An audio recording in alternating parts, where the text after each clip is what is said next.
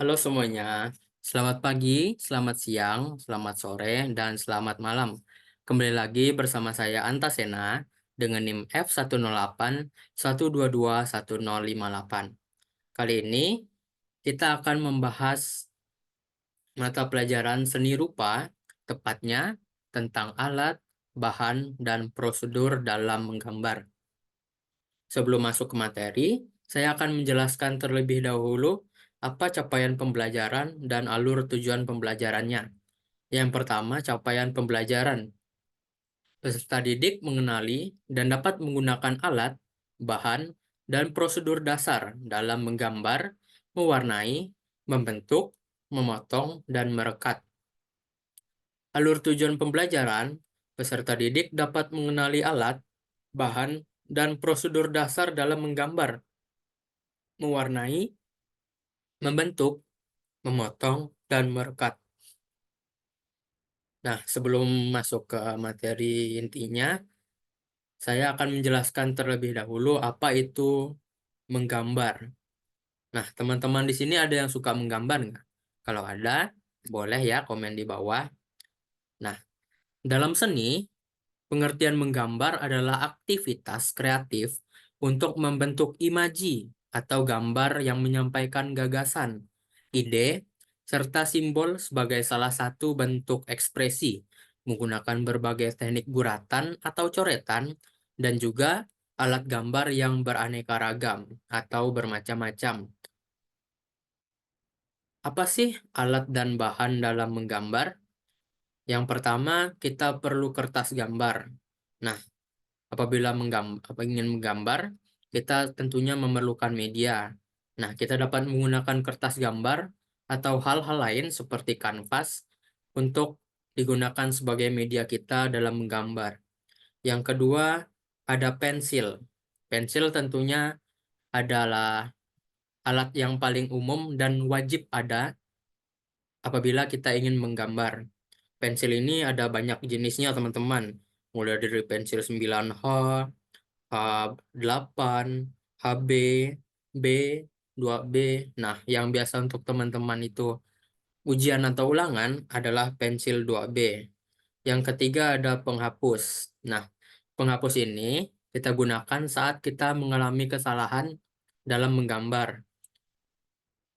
Yang keempat ada pewarna. Nah, pewarna ini gunanya untuk menghiasi dan membuat gambar kita nantinya terlihat lebih hidup dan lebih menarik di mata kita dan di mata orang-orang yang melihat hasil gambaran kita. Ngomong-ngomong soal pewarna, teman-teman tahu tidak sih apa saja warna-warna dasar yang ada di sini? Teman-teman boleh komen ya.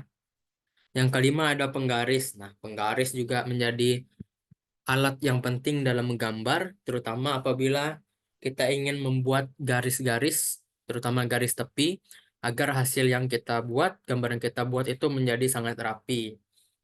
Yang keenam kita ada peruncing. Nah, pensil sama peruncing ini merupakan dua hal yang harus ada, harus berdampingan ya. Karena kalau misalnya pensil kita patah, kita dapat meruncingnya kembali menggunakan ini.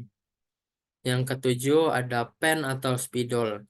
Nah, apabila teman-teman nanti sudah selesai membuat sketsanya, teman-teman dapat menebalkannya menggunakan pen atau spidol sehingga hasil gambar teman-teman itu menjadi lebih tegas dan rapi.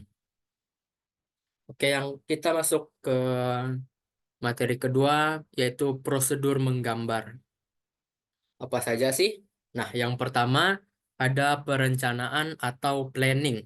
Nah, tahap perencanaan ini melibatkan pengidentifikasian tujuan kita dari gambar kita. Misalnya, teman-teman memikirkan nih, apa nanti yang mau kita gambar ya? Terus, kenapa sih kita mau gambar itu? Nah, kalau Bapak sih, kalau saya tertarik untuk menggambar lingkungan-lingkungan alam. Kalau teman-teman tertariknya ke apa? Yang kedua ada pengamatan atau observation.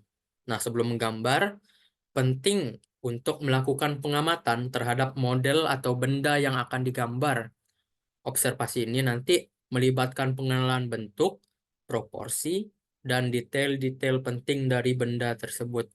apa saja sih yang diamati? Nah, misalnya Bapak nanti ingin menggambar lingkungan pantai. Nah, nanti saya dapat amati apa saja sih yang ada di situ? Apa saja yang ada di pantai? Oh, ternyata ada pohon kelapa, ada pasir, ada ombak, batu karang, seperti itu. Yang ketiga, ada pembuatan sketsa atau sketching. Sketsa awal digunakan untuk menangkap bentuk umum dan proporsi benda. Sketsa ini bersifat dasar dan digunakan sebagai landasan untuk pengembangan model lebih lanjut. Dapat dikatakan sketsa itu merupakan gambaran dasar kita, gambaran awal atau gambaran kasar kita sebelum kita lanjut ke tahap berikutnya. Yang keenam itu ada tahap penyelesaian atau finishing. Nah, tahap terakhir ini adalah penyelesaian gambar dengan cara kita memeriksa dan menyempurnakan detail-detail terakhir kita. Contohnya, kita dapat menebalkan hasil sketsa kita tadi yang kita rasa sudah benar dan sudah rapi menggunakan pen atau spidol tadi ya. Nah, sehingga hasilnya tadi menjadi lebih lebih baik, lebih tegas dan lebih rapi. Apabila sudah ditebalkan, teman-teman dapat melanjutkan ke tahap selanjutnya lagi. Apa tuh? Nah, kita dapat mewarnainya. Teman-teman tapi mungkin bertanya, Pak, kalau warna hitam, warna putih, itu kan juga termasuk warna. Memang, tapi dengan campuran warna-warna lain, gambar kita akan terasa lebih hidup dan lebih enak untuk dipandang. Seperti dapat kita lihat di layar, ada campuran warna putih, warna kuning, dan juga warna ungu yang membuat kesannya menjadi lebih happy atau lebih bahagia. Sekian materi dari saya. Semoga apa yang saya sampaikan ini dapat berguna bagi teman-teman yang menonton ini ya. Terima kasih.